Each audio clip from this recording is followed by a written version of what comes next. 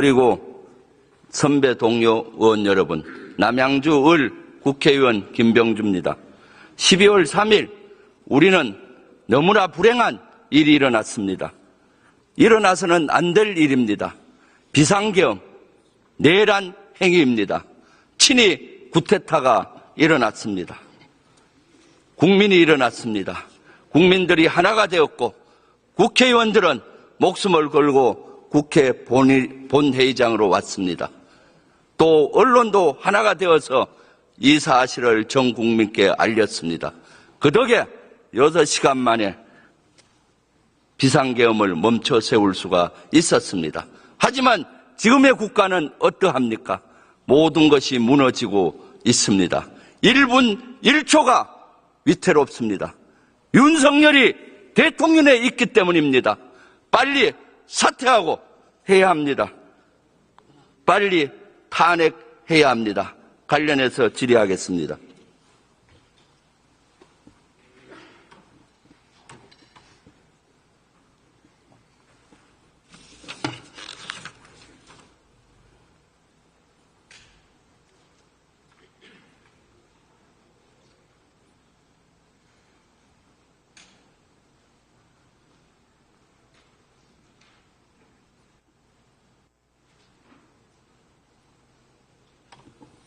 네, 국무총리 나와주세요.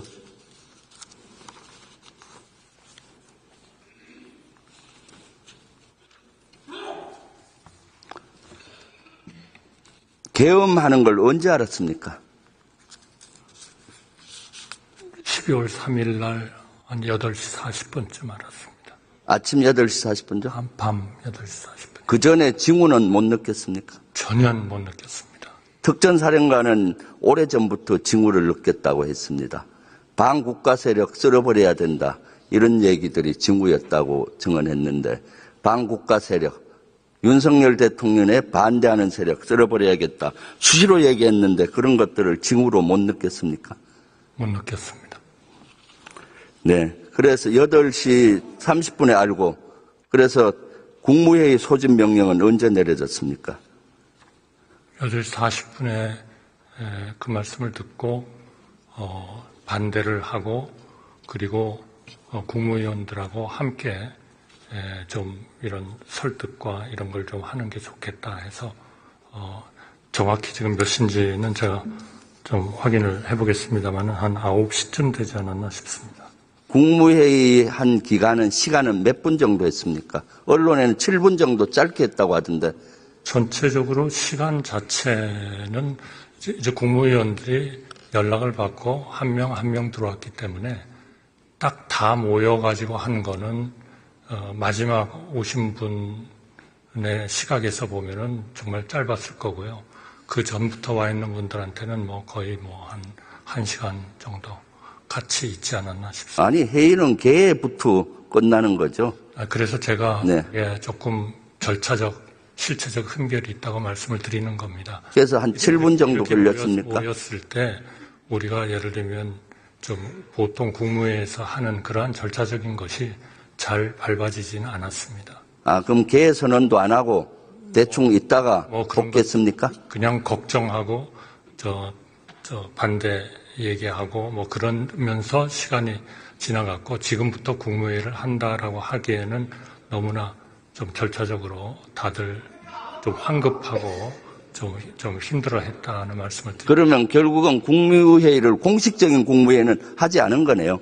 그냥 모여있다 웅성웅성하고 걱정하다가 가버린 상태였네요. 저는 이제 그런 부분에 대해서는 앞으로 이것이 수사가 되리라고 저는 생각을 합니다만은 그런 과정을 거쳐서 여기에 대한 평판과 평가는 나오지 않겠나 하는 생각이 듭니다. 그때 그 당시 그러면은 비상계엄에 대해서 누군가가 설명을 했을 것 같은데 누가 설명했습니까? 별로 그런 설명들이 잘 이루어지진 않고 다만 계엄을 한다는 것에 대해서 서로 알면서 걱정과 반대와 이런 얘기들이 계속 같이 논의가 된 거고요. 그것이 정식으로 우리 보통 아주 공식적인 회의를 하는 것처럼 이렇게 진행된 것은 아닙니다. 그래서 제가 여러 번 그 절차적, 실체적 좀 흠결이 있었다. 그런 말씀을 드립니다. 그럼 그동안 대통령실에서 국무회의를 했고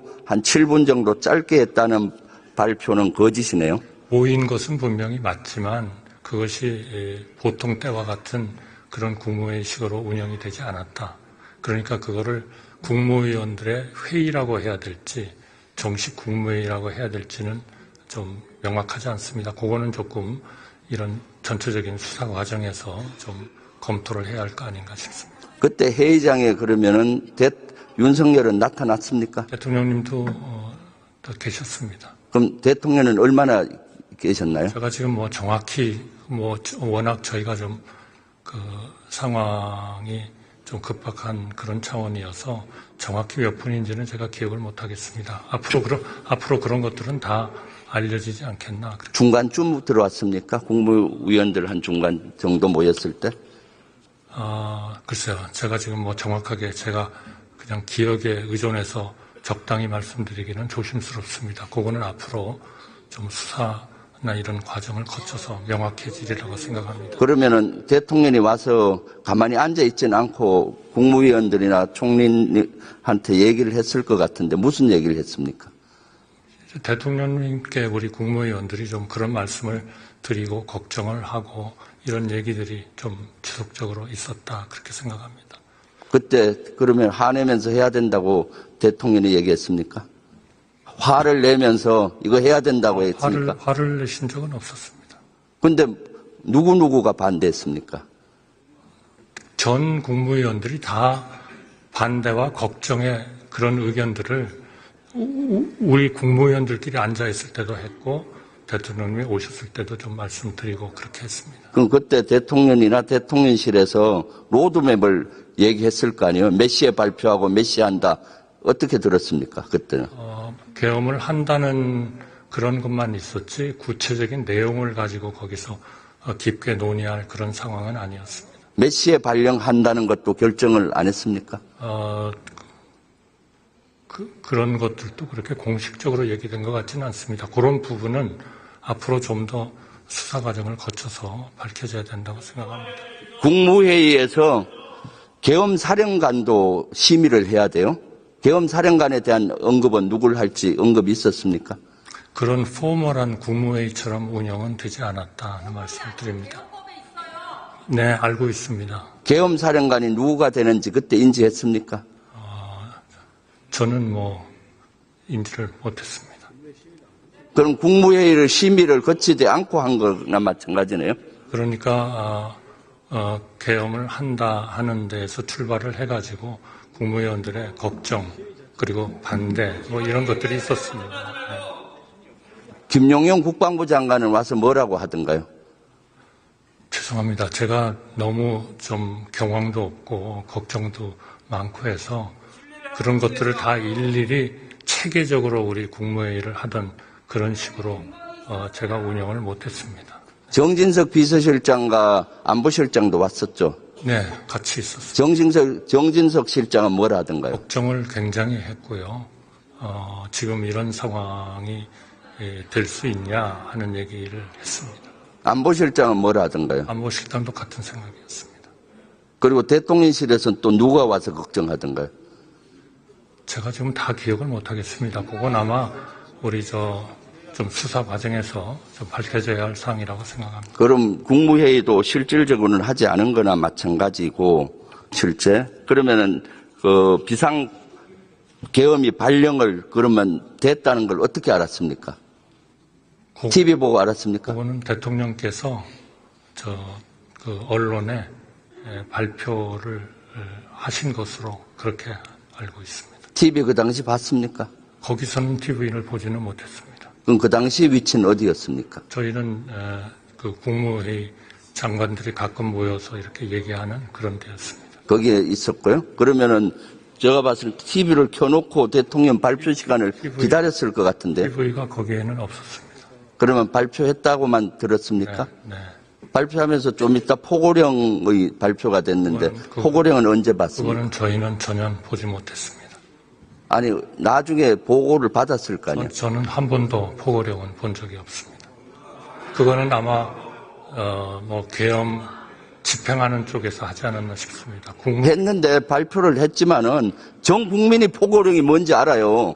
아니, 방송에도 나왔고. 그러니까 근데 국무총리께서는 6시간 동안 포고령을 뭔 내용인지도 몰랐다는 얘기입니까? 포고령은 국무회의에서는 전혀 아니, 국무회의가 아니라 비상계엄이 22시 30분경에 발령이 됐잖아요. 네네. 그 이후에 한 30분 있다 포고령이 내려왔어요. 네네. 전 국민에게 알려야 되는 게 포고령입니다.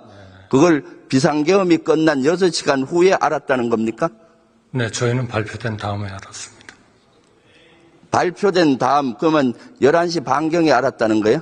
저희가 이제 테레비를 보고 저 포고령이 집행이 됐다는 것을 알았습니다. 그럼 집행됐으면 갖고 오라 해서 내용을 방송에도 나왔고 신문에도 나왔는데 뭘 통해서 알았습니까? 포고령 내용을. 저희가 거기에 있다가 다시 그 각 부처로 장관들이 돌아가서 이제 거기에 따르는 여러 가지 안정 조치 이런 것들을 논의를 하면서 있는 과정에서 다 이제 알게 됐다는 말씀. 그러면 비상계엄이 되고 6시간 동안 총리의 행적은 어디에서 뭘 했는지 개략 얘기 좀 해 주십시오. 시간대별로. 네, 제가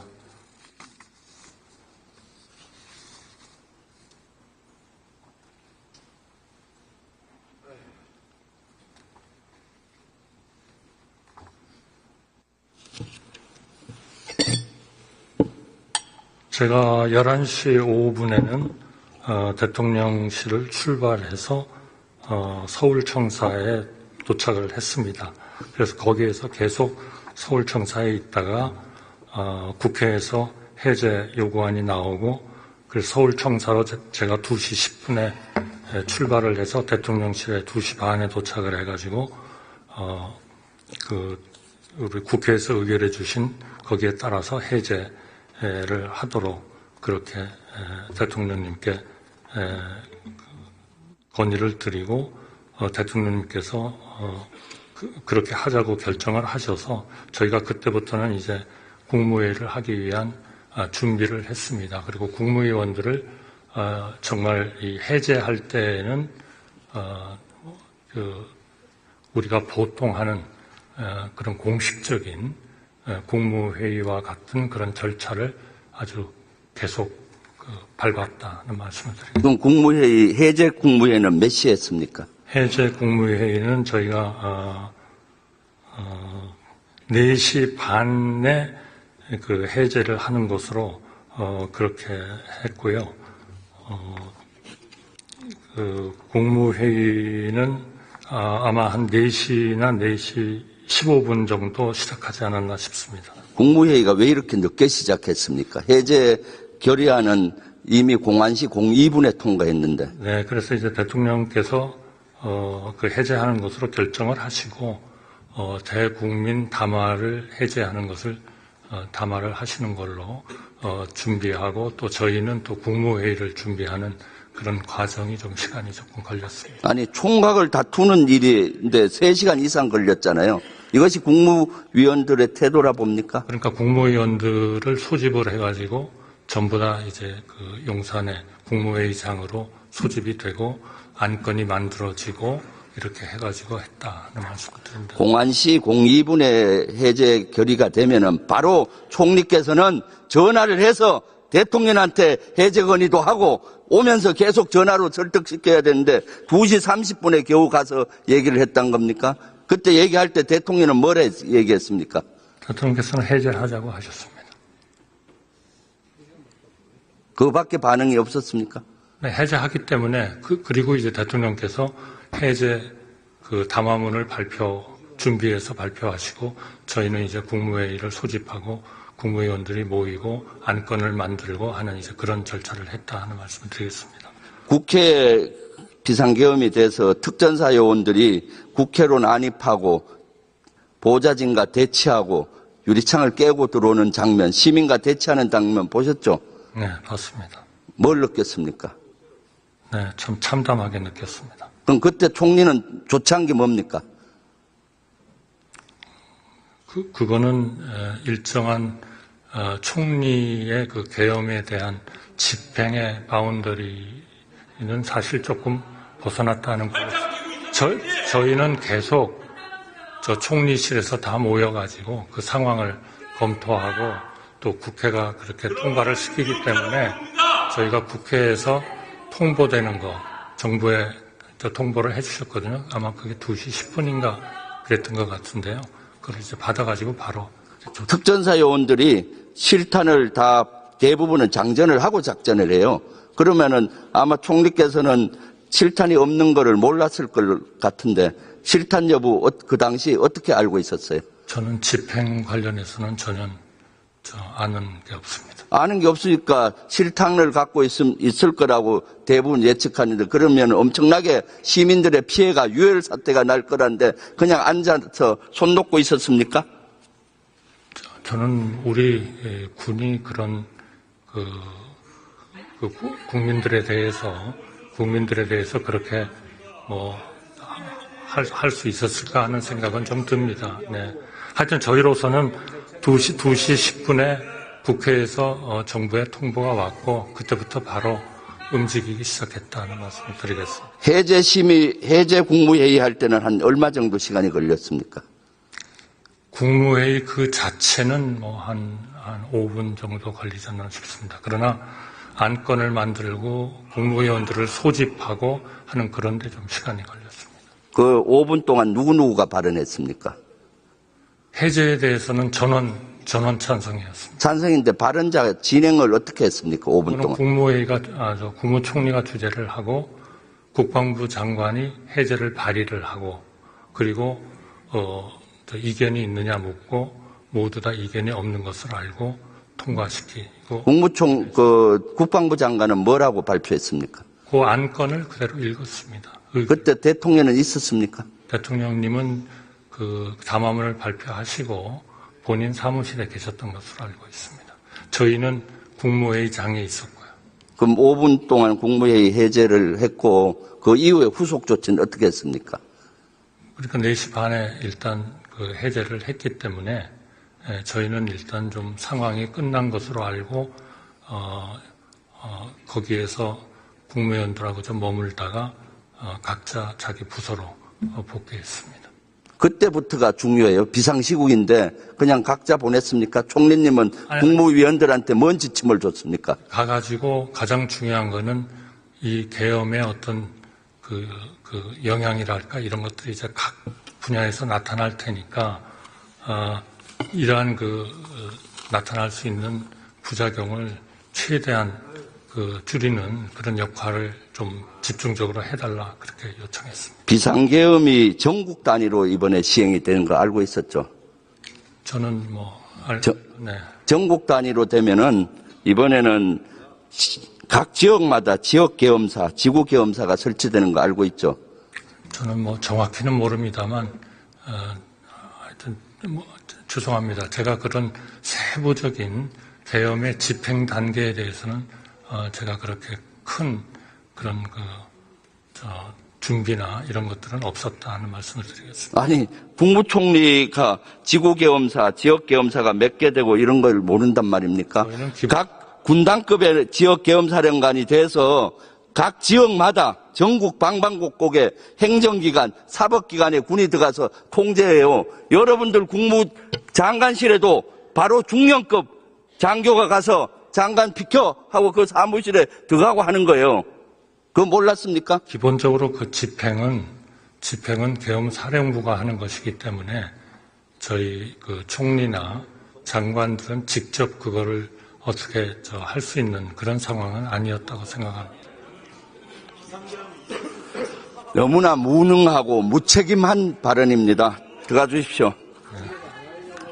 조경 복지부 장관 나와주세요.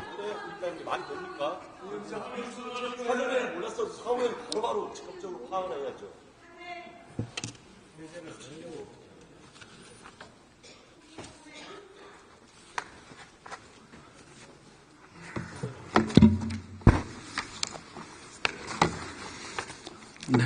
포고령 1호 5항이 뭐였죠? 전국이 복귀와 관련된 내용이었습니다. 그 포고령 언제 받습니까? 제가 이제 사전회의를 끝나고, 서울 사무소로 돌아와서 1급 회의를 소집한 이후에 내부 문자 보고를 통해서 알았습니다. 11시 한 29분, 28분 그 정도 알았습니다. 일반적인 포고령에는 이런 것들이 들어갈 수가 없는데 전공의에 관련된 내용이 엄청난 어마무시한 게 들어갔어요. 그래서 장관은 어떻게 조치했어요? 우선 이것이 왜 들어갔는지를 같은 우리 1급들하고 했는데 아무도 아는 사람이 없어가지고 이거는 신속히 의료 지금 현재 비상 진료 체계를 유지하고 있는데 큰 나쁜 효과가 있을 것 같아가지고 그것을 어떻게 조치할 건가를 서로 얘기하고 그랬었습니다. 얘기만 하고 대통령한테 이거 잘못됐다 얘기했습니까? 안 했습니까? 못했습니다. 그때 회의 중에는 제가 전혀 인지를 못했습니다. 포고령과 관련해서는. 아니 11시 20분에 인지했다면서요. 네. 그 이후에 후속 조치를 했어야 될 거 아니에요. 이제 비상진료 체계를 어떻게 유지할까 정도만 생각을 했고 그 포고령 자체를 어떻게 해야 될 건지는 미처 생각을 하지 못했습니다. 장관은 당연히 계엄사령관이나 국방부 장관이나 대통령한테 건의해야죠. 이거 잘못됐다 수정해야 된다고. 그거 하지 않았어요? 그거 못했습니다. 왜 못했어요? 그때 이게 포고령 발신자가 계엄사령관이었는데 어떻게 연락할 방법도 없었고 그랬습니다. 연락할 방법을 모른다. 그것이 장관이 할 얘기입니까? 장관이 갖고 있는 조직이 엄청나고 비상시는 더욱더 연락체계를 갖춰야 하는데 응급병원시설 확보했다는데 어디 확보했습니까? 응급병원시설 확보라고 제가 어디 말씀을 그렇게 드린 적이 없었는데요. 아니 군에서 그렇게 발표한 것 같아요. 그 내용은 제가 알고 있지 못합니다. 에휴, 참 너무나 답답하고 위기관리 능력이 이래 없습니까? 국무총리 나오세요.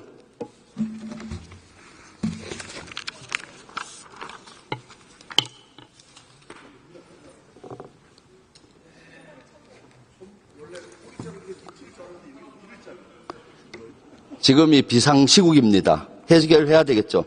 네. 비상시국에 해결해야 되겠죠? 지금요. 네. 네.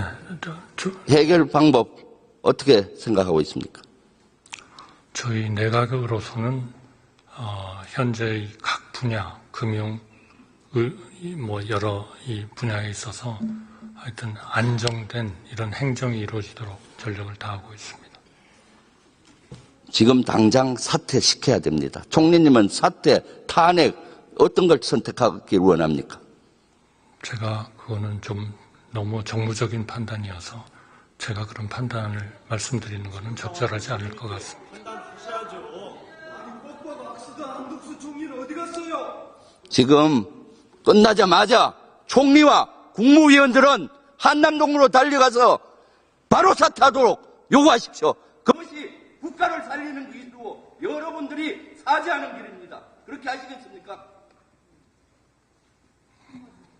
저희가 적절히 전달이 되도록 그렇게 하겠습니다. 당장하십시오. 1분 1초가 위험합니다. 국가가 위기에 놓였어요. 당장 하기를 부탁드립니다. 그리고 우리 국민의 국회의원 여러분, 지금 1분 1초가 위기입니다. 여러분들 토요일 날 꼭 표결해서 국가를 구해야 되지 않겠습니까? 표결 참석해 주시고 탄핵에 동의해 주십시오. 감사합니다.